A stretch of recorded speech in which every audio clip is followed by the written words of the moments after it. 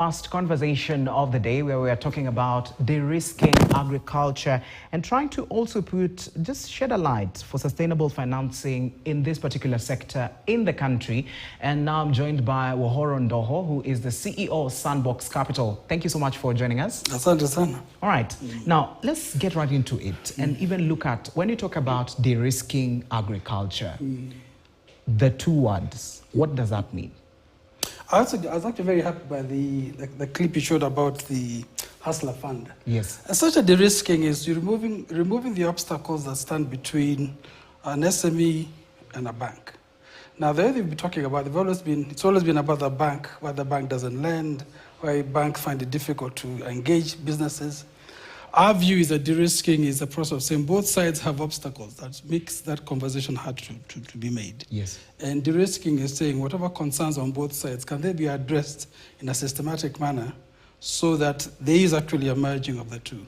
And so de-risking goes beyond just the risks that lenders look at, but the risks that also borrowers have, especially businesses, and asking the question, why haven't we removed the obstacles on both sides? And that's a field and a conversation I have every day. All right. Very well explained. Now, when we look at how a farmer can benefit from this, now the de-risking, how does a farmer benefit, a smallholder farmer in a rural area who plants different kinds of crops and then they sell them in order to gain some money? How do they benefit from this? You know, the critical thing is that food security in Africa, by and large, is a small farmer, a peasant farmer. Yes. By and large, that's the farmer who, the vegetables we eat every day come from the small farmer.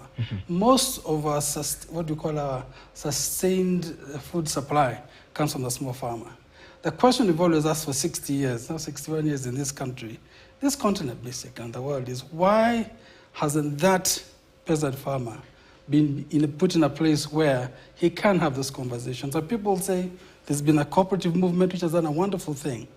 But in an evolving economy, international economy, the question that still needs to be asked, and none that we're asking ourselves, especially for this conference, is there must be solutions, because SMEs, you can say there's a lot of movement towards helping SMEs.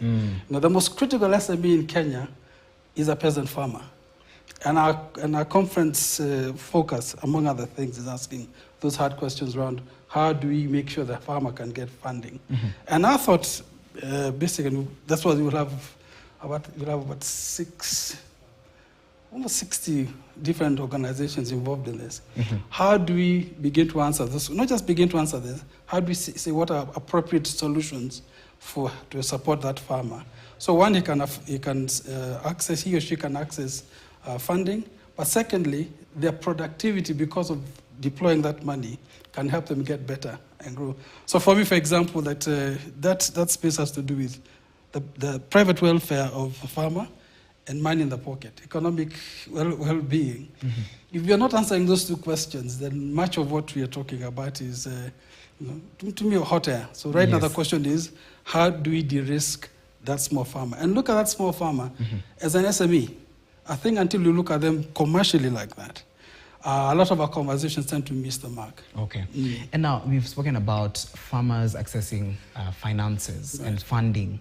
So how does a farmer place themselves in a position where they are able to get funding? And how do they even sell themselves now if they want some investors to come in and also support going forward? Because someone might say, okay, we don't really have the right approach when it comes to me presenting myself in a way that someone can see, okay, I can put some value into this and bring something up. Well, one is because small farmers are never going to be significant enough to most financial institutions. So de-risking has to say, how do you solve that big problem? Yes. And then you look at the farmer and say, even if you give him money, is it enough? It's not enough to give a man, even let's say, to use the whole analogy of fish, even if you teach him how to fish, you also have to teach him how to make fishing rods. You have to teach him how to cast a net. You have to teach him many other things that makes it easier to lend to him. And so one of the questions you ask is, okay, cooperatives have been there for a very long time. They've served their purpose. Is there time for review? Is there time for an overhaul of that model? Because clearly, there's still a lot of farmers who are not involved in that space. Second, the issues around productivity of the farmer are critical. And by productivity, I don't mean productivity of getting them a tractor. I'm thinking of getting them an appropriate technology tractor for a small farmer. And we can learn this. There's nothing really new here. If you look at what Asia has done, part of the reasons why Asia, with its 2.5 billion people, has done, Asia from day one focused on the peasant farmer. Go to Vietnam, go to Indonesia, the entire structure of the agricultural sector focuses on the peasant farmer. Yes. And so what they ask is, a peasant farmer doesn't want a big tractor. Have you seen those little tractors they push? Yes. Rice farmers, and most of their fields are the size of this studio. But they can feed their family, they can do things.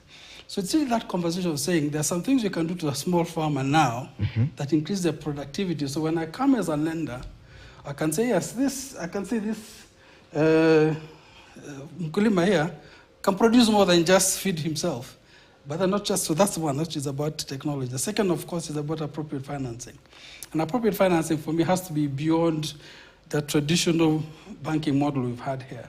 And I think the cooperative market, again, the cooperative sector caught it, but I think even that has been overtaken by technology and times we live in. Now you've got digital lending. So there's no such thing as access to liquidity has largely been solved. But the last mile of between liquidity being here and the farmer being there, whatever stands in between that, I think to me that's a gap that a conference like this will really ask the hard questions. And it's going to be the third one I was going to say was stakeholders. Of course, government has to be there. I mean, I've just seen this one. You've talked about hustler fund. We'd like to maybe have a hustler fund for peasant farmers. As a single largest business group in this country, doesn't it make perfect sense to say there's hustler for SMEs elsewhere? Yes. Why doesn't we have a hustler fund for the peasant farmer? Let's check it for the peasant farmer and then ask, de-risking says, okay, he needs skills, he needs tools, he needs productivity enhancing opportunities, he needs stakeholders and partners, and he needs the government to be, ultimately, actually, the government is maybe the best de-risk of them all. Hustler fund is a perfect example of that. There's a group no bank would touch. So that to me was a perfect example of how a country, the government of a country, can actually de-risk a whole sector. Because what do they say? It's okay. Just come borrow. Collateral is an issue, or tutakutana pale, tutakutana pale mbele. And you see what's happened by the Hustler Fund. It's created, and it's trading a whole sector of society, of SME owners, about the discipline of borrowing and repaying, and promise keeping, a very big part. In fact, a lot of this culture, a lot of in Asia, the culture of promise keeping is such that contracts are really relevant because you keep to your word. You come from a family of honor. If you make a promise, you will pay back. You pay back. A lot of Islamic countries have the same. Contracts really are secondary to them because they say if you are going to make a promise and keep it, that's far more important. And we're hoping from conferences like this, we'll be able to just start having some of those cultural conversations also around why some of the systemic issues that stop funding reaching farmers and vice versa. That conversation, it may very well mean in the end actually is even an overhaul of our banking, a certain level of our banking system. Okay. Now, let's move from the financing bit and look at fertilizer. Right. Because this is also a very critical part when it comes to planting, the planting season. You find that the prices that are there are really high. Very many farmers usually cannot even purchase, afford the particular fertilizer. So therefore, this is a challenge. So therefore, when you look at this particular problem to farmers, how can it be solved when it comes to this? I tell you what, to me there are two ways of doing this. This what was always said, before you go looking for external solutions, they've always been homegrown solutions. They've always been things our grandfathers and our ancestors used. For some reason, we've thrown all of that out. Makes no sense to me. Part of the risking is saying, for example, if you keep 3 cows and 4 goats, and you're on a quarter of an acre, how do you use organic manure just where you are?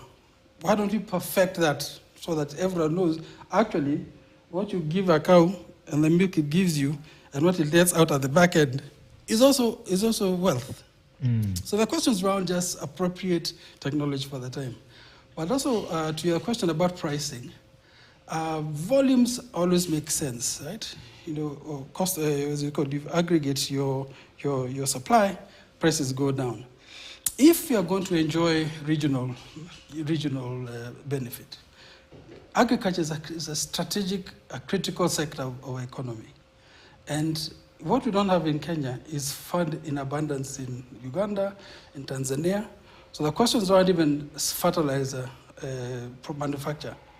You know, people have said we can't manufacture fertilizer in Kenya because we're too small in economy. But there's East Africa. There's no reason why you can't have an East African fertilizer producer. We've got soda ash and all the chemicals you need, all the various products you need to make fertilizer are available in our region. Why aren't we producing it ourselves? Of course, it will be expensive initially, but if you're supplying other farmers, I think these are sort of conversations we'll have at the conference. But I'm saying there are solutions even as we sit here, and they don't need to be necessarily high tech. Okay. Always, of course, with the government being a big part of that. But I think, to me, the government is there, but remember that even the government is financed by the private sector. So that ultimately, the solutions will come from the private sector. Okay. And the government needs to be the enabler in that space. All right. Even as we finish, remaining with a little bit of minutes, the last question, when you look at the finance conference that is coming, I believe it's about agriculture, though you've mentioned the stakeholders, players within the industry. What do you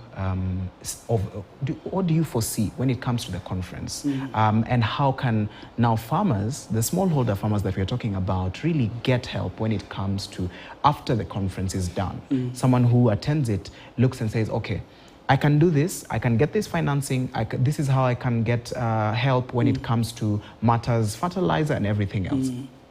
You know, ultimately, what ends and you up can also tell us the dates. Yes, that's on the 27th of this month. Okay. Of course,